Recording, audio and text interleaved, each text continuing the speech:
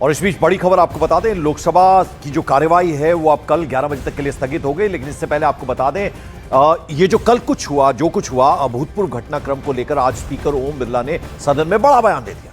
उन्होंने कहा कि कुछ मेंबर्स ने जिस तरह चैंबर के अंदर प्रदर्शन किया वैसा आज तक नहीं देखा गया। स्पीकर ने यह भी कहा कि सदन के सभापति का पद बेहद गरिमामय होता है, लेकिन जो कुछ हुआ वो एक तरह का काला धब्बा था। उन्होंने साथ ये भी बताया कि उनके पास पुख्ता इंफॉर्मेशन आई थी कि कांग्रेस के कुछ एमपीज हैं प्रधानमंत्री की सीट तक जाकर कोई भी अप्रत्याशित और अप्रिय घटना कर सकते हैं। ओम बिरला ने कहा कि अगर वैसी घटना हो जाती तो इसका असर बेहद खराब होता, इसीलिए उन्होंने खुद प्रधानमंत्री से आग्रह किया, अनुरोध किया कि कल वो सदन में ना आए। स्पीकर ने यह भी बताया कि कल प्रधानमंत्री नरेंद्र मोदी का लोकसभा में संबोधन होना था, लेकिन ऑपोजिशन की कुछ महिला सांसद प्रधानमंत्री की खाली सीट तक पहुंच गई थी।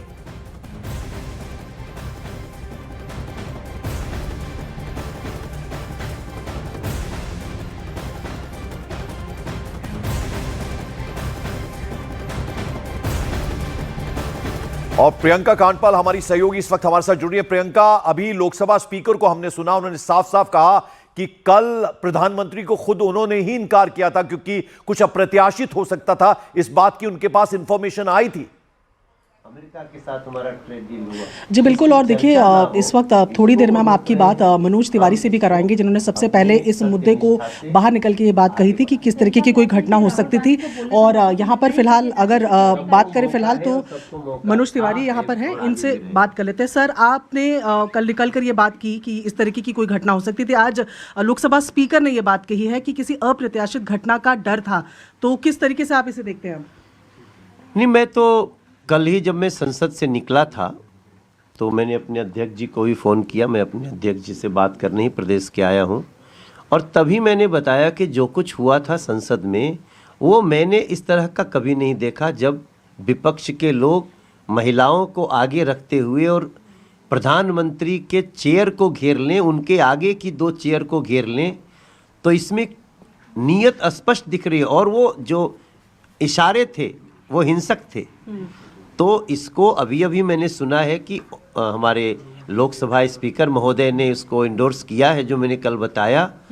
मैं समझता हूं देश इस हरकत के लिए कांग्रेस को कभी माफ़ नहीं करेगा। मनोज जी, लेकिन संसद के अंदर हम ये बात कर रहे हैं कि ये संसद में हो रहा है, और जैसा ओम बिरला कह रहे हैं कि कोई घटना घट सकती थी पीएम के साथ, तो ये आपको नहीं लगता, एक तो संसद जैसी जगह, पीएम के बारे में बात हो रही, तो ये स्थितियां अब गंभीर हैं? नहीं, ये बात तो सत्य है। नहीं, जब से मोदी जी उस कुर्सी पे बैठे हैं, इनको लगता है इनकी बपौती चली गई है। इनको लगता था वो प्रधानमंत्री की कुर्सी इनकी बाप दादा की जागीर है, और तब से ये कई हरकत ऐसा कर चुके हैं जहां कभी प्रधानमंत्री जी का अमर्यादित विरोध, कभी उनको बोलने नहीं देना, और कल तो उनके चेयर तक चले जाना, महिलाओं को आगे रख के। उनको पता है कि महिलाएं आगे होंगी तो भाजपा के और एनडीए के लोग थोड़ा पीछे हट जाएंगे, क्योंकि महिलाओं का सम्मान करते हैं। मगर इसका रुख अगर ये है कि प्रधानमंत्री जी को क्षति पहुंचानी है, तो इसका लोकतांत्रिक और कानूनी जवाब दिया जाना चाहिए। कानूनी जवाब भी दिया जाना चाहिए। मनोज जी, प्रियंका गांधी वाड्रा ने कहा कि पीएम नरेंद्र मोदी डर गए। इन ऐसे लोगों से जिनको देश की जनता उठा के दूध की मक्खी की तरह निकाल के फेंक चुकी है, उनसे मोदी और एनडीए डरने वाली है? प्रियंका, मनोज जी से एक सवाल मुझे भी पूछना किया है, जिससे नुकसान हो रहा है देश को, हम उस नुकसान से डरते हैं। प्रियंका, सवाल यह है कि आज राज्यसभा में प्रधानमंत्री को बोलना है, कल लोकसभा में नहीं बोलने दिया गया, तो यह संभावना आज भी बन सकती है? जी बिल्कुल। मनोज जी, ये सवाल आप आज क्योंकि राज्यसभा में बोल रहे हैं कि पीएम मोदी ने बोलना है, और कल उनको वहां बोलना था, लेकिन जैसे कि ओम बिरला ने बताया कि उन्होंने ही निवेदन किया कि वो ना आए। आज भी क्या ऐसी स्थितियां हो सकती है? इसका डर भी है आप लोगों के मन में? नहीं, आज एक बात जो है, कल हम लोगों को भी लगा कि प्रधानमंत्री जी नहीं आ पाए, तो अब पता चल रहा है कि उनको ओम बिरला जी ने, हमारे लोकसभा स्पीकर ने उनको मना किया, और ठीक ही हुआ। देखिए, हम रहे या ना रहे, ये देश रहना चाहिए, देश की व्यवस्था रहनी चाहिए, मर्यादा रहनी चाहिए, संविधान की सुरक्षा होनी चाहिए। मगर ये कांग्रेस के लोग सभी के लिए खतरा हैं।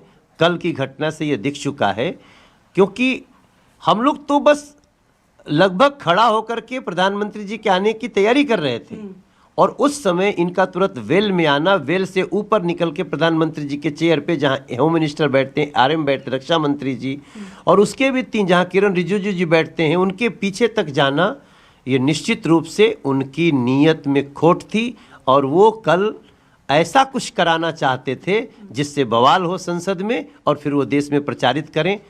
थैंक गॉड प्रधानमंत्री जी के नहीं आने से वो बच गया।